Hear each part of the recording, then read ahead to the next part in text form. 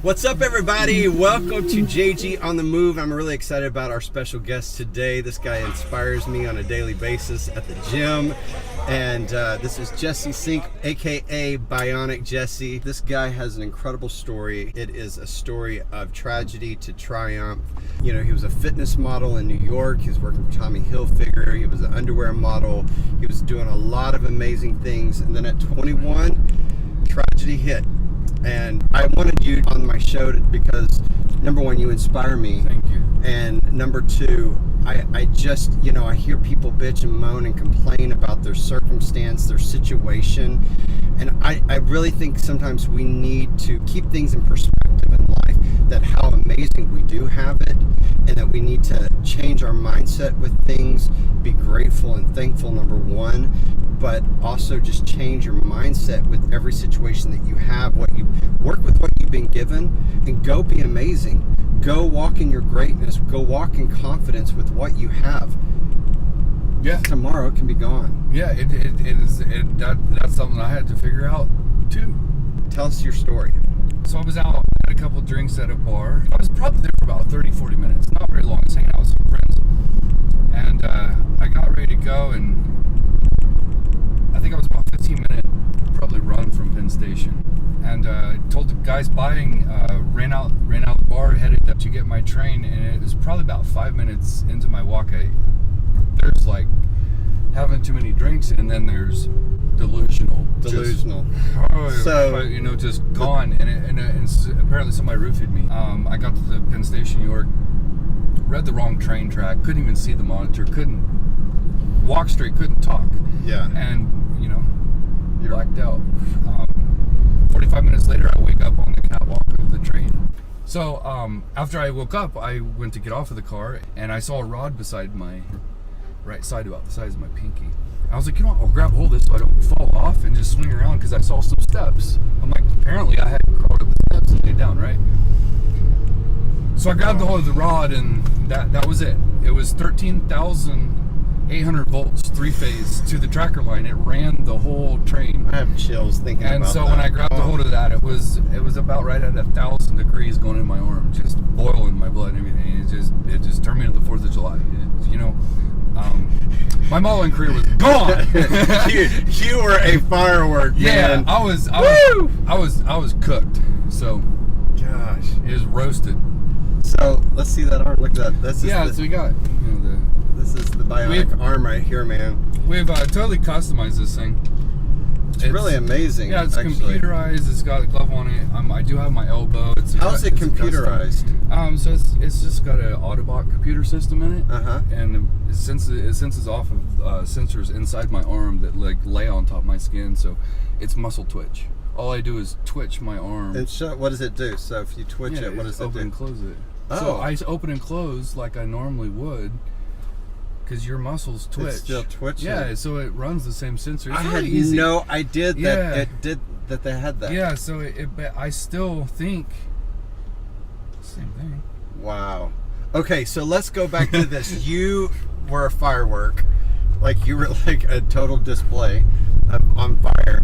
What happened from that point? I died. I had a vision when I died. And I'm giving you guys, because I can talk about this for 45 minutes, but I'm giving you a short version of it. Yeah, a shorter bullet point. So I had a vision. I died. I came back, and this is 2-3 seconds. I mean, this is fast. This is in moments. And I realized I was still on the wire, because it basically at 13,800 volts, that's a pretty big defibrillator. Right. So it killed me, and then boom, restarted my heart. Right. So you're taking a 1-2 second count, right? So I went out long because it defibrillated the shit out of me.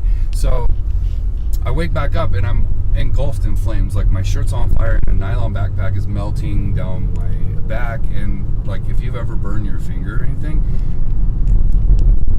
it hurts. Oh yeah. And like, so 60% of my body was engulfed in flames and just like burning. So I'm you know, I don't have words for that pain. It was excruciating. But yeah. I grabbed hold of the side of the train because I was starting to black out from the pain. Right. It's like, they say childbirth is bad. I don't know. This is bad too. But I grabbed a hold of the edge of it and pulled myself off, because you can't let go of three-phase. It won't release you. And so I pulled myself off of the wire. I don't know how I was conscious enough to know, dude, you're gonna die or you gotta pull off. So I end up in a coma for 2 months. They gave me 2 days to live, and they said if he does live, he's gonna be a vegetable, a drug addict, or something else. And I'm all three. It's great, but no. Okay. They told me that gives me that, like, right. No, I'm not gonna let that happen. Right. Right. I've had my ups and downs. I've had my, moments I'm not proud of, but I know where I need to go. You wake up and you realize what has happened. Sort of. I was in a coma for 2 months with about 5 different drugs inducing me in that coma. So when I come out of the coma, withdrawals, and that's the moment that I involuntarily realized what a drug addict has to go through. It is way worse than what it sounds. Right? It's horrible, dude. You want to die. Like, you want to die because it's so bad coming off all that drugs and stuff. Like, it's terrible. And so, coming off of that, and then I was so exhausted from coming off the withdrawals. It took me like 3 days to come out of withdrawals after they brought me out. And then I'm trying to figure out what is going on.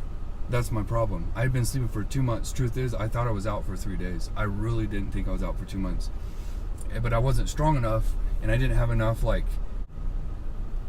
couldn't put the straws together. I don't know how to explain it. I woke up and I'm like, where am I? Like, it's just, you're like, with the worst hangover and anything you can think of. Right. Compare it to times 10. You have no idea where you're at. And so when did you start realizing your arm was gone, that there was any issues? So I spent like 2-3 days trying to lift my head. Like, it took me that long to get the strength to lift my head, to look. Okay. And then once I looked, they didn't tell me. I had to look, and then I saw I was burned. I didn't even know I was this burned. So I had to slowly absorb these things, and they meant for that to happen, because they said if they had told me it a bit, I'd have freaked out. I lost it. They said he needs a little at a time. Let him wake up, let him see his burns, let him see his arm gone, and then see what happens. They thought I was gonna lose my shit. Right. I did mentally. Yeah, I mean, I turned angry. I turned crazy. People didn't like me. Here's the thing: is your whole career and dreams are being built on being a model. And I know it seems vain, but anybody that understands, like, when you have a dream and you're going for something and you work so hard for it, and for all of it to just be gone, it seems like all your dreams, your hopes, but then also now you're missing an arm. What happened? Like, how did you figure out you were missing your arm? I think on about day 7 or 8, after waking up out of the coma, they pulled enough of the drugs off of me to where I could actually start to feel some things. Mm-hmm. And it felt like somebody had took my hand and wrapped it up in a ball of tape. Really, really tight. It didn't hurt. It was just real tight. And I was like, why can't I open my hand? And it's like you couldn't open it. And I couldn't figure it out until I sat up. Because I couldn't move it. I couldn't move my arm and stuff. Until I sat up and I realized it was gone. And my heart rate went up so high when I saw that it went off, and like 3 nurses came in. So you can already know what it did. Like, when I saw my arm gone, like, I panicked and almost had a second heart attack. Like, that's how hard it hit me. I was like I don't have words for it. I just know at that moment, what went through my head is, somebody pull this cord and kill me. That is exactly what threw my head. I was like, somebody pull this cord and shut me off right now. Right now, I don't even want to see this. So anybody that's listening, I mean, can only try to imagine what that would be like. But the true story comes in is your triumph and where you are now. I mean, now you're competing, you're winning competitions. You're still going at it. You're working hard.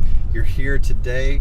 Great mental, great mind, great attitude, living life. You have a beautiful girlfriend. I mean, you're in Los Angeles now. Let's talk about that journey, because getting well and getting healthy had to take so much mindset. And we all sit around in pity parties, feeling sorry for ourselves. We're bitching, we're complaining, we're griping because of this and that, and our mindsets are so off the wall.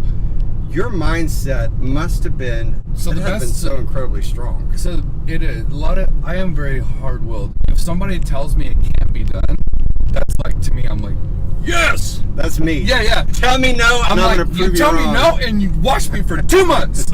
Yeah. You know, that's the type of person I am. Yeah. It's like somebody's like, you can't lift that, you can't jump that. I'm like, hold on. Right. You mean, and so it starts upstairs because, and I do have a strong will, but it also is very, very, very hard, even I don't care how strong-willed you are, to be positive through something like that. You're right. So my family was supportive. I tried to surround myself with people that made me laugh, that made me happy. So for me, it was a support system, mental strength.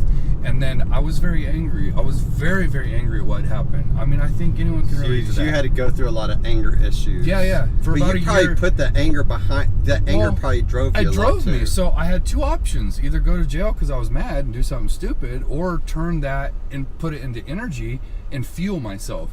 And so, so anger can be a good thing. It can be a good thing if fueled correctly. Right. And it drove me, dude. It put me in places I'm like, I didn't even know I could do this because I was mad. And I'm like, don't mess with someone that's pissed off. You know what I mean? It's like when someone's mad, it's like that's another level of adrenaline. Yeah. But I tried to learn to shape it. Okay, I did some dumb stuff, you know what I mean? And I'm like, this didn't work, and I need to figure out how to funnel this. Right. And like, in time heals. That's another thing. Time took care of it, and then you become acceptable in your new normal and your new lifestyle, and this whole nother blueprint of life becomes beautiful if you choose to see it that way. Right. There are a lot of people that this happens and they never accept it, and they won't accept it, and it's a shame to them. Yeah. Like, they're shameful of it. It's like having a scar on your face and trying to put makeup on it every day. Right. Like, you can't see me like this. That's you, man. Why do you want to be like everyone else? Be you.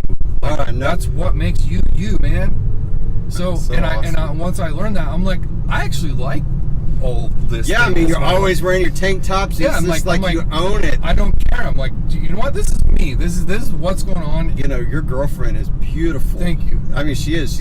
We see you work out together at the gym, and you know, she's so fit and she's beautiful, and you guys just like, I mean, it's sexy. You know what I mean? And to see how the confidence that you have, that you carry yourself with, it's sexy, you know, and people are drawn to that, and your girlfriend is just drawn. It's just a prime example of what happens when you accept something. Everything starts in the mind.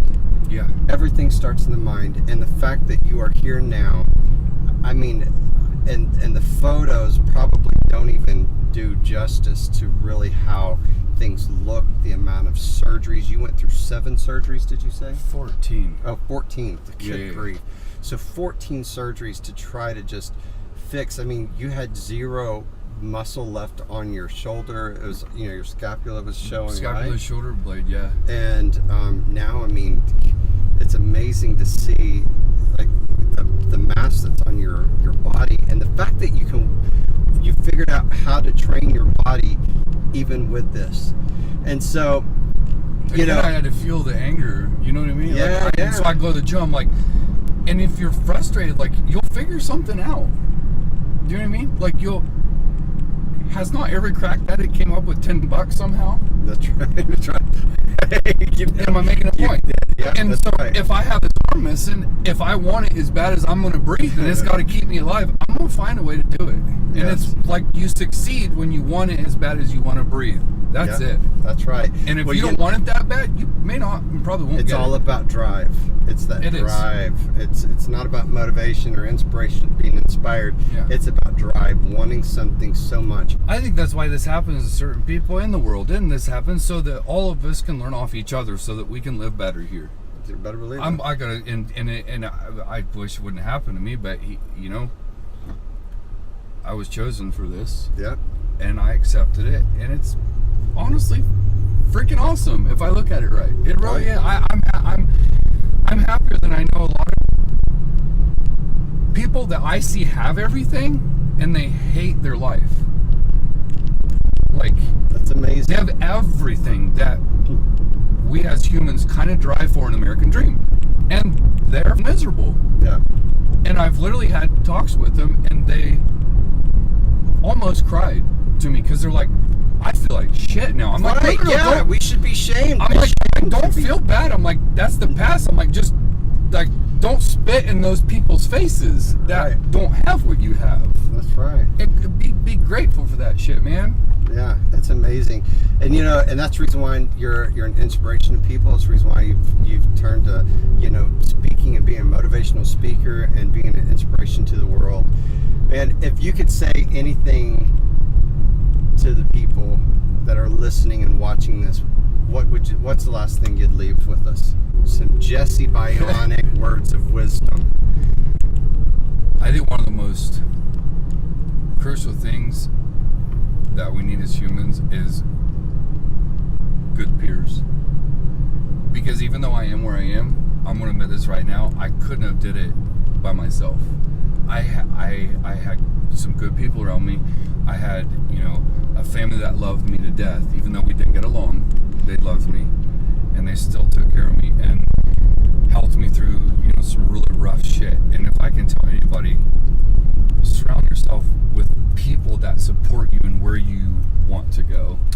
Oh man, because you can't do that shit by yourself. That's just my advice. Yeah, you gotta have the right people. You gotta have a team. You need some to keep you accountable, someone to help you. You gotta every major star has a manager usually. Yeah. So my point being, we need accountability, we need good influence, and we need people that's really going to help us push your buttons in a good way. The people that kind of piss you off are the ones that you actually need, because they're going to tell you what you need to hear, not what you want to hear, and then you'll go back to appreciate that. And that's something I had to learn. When somebody irritates me, I listen to them because I probably need that. Yeah. If it's irritating me, then it might be something I need. Right. Because if you don't hit you, you're like, eh. Well, then you stay just kind of just common and normal. You don't push yourself to change and be better.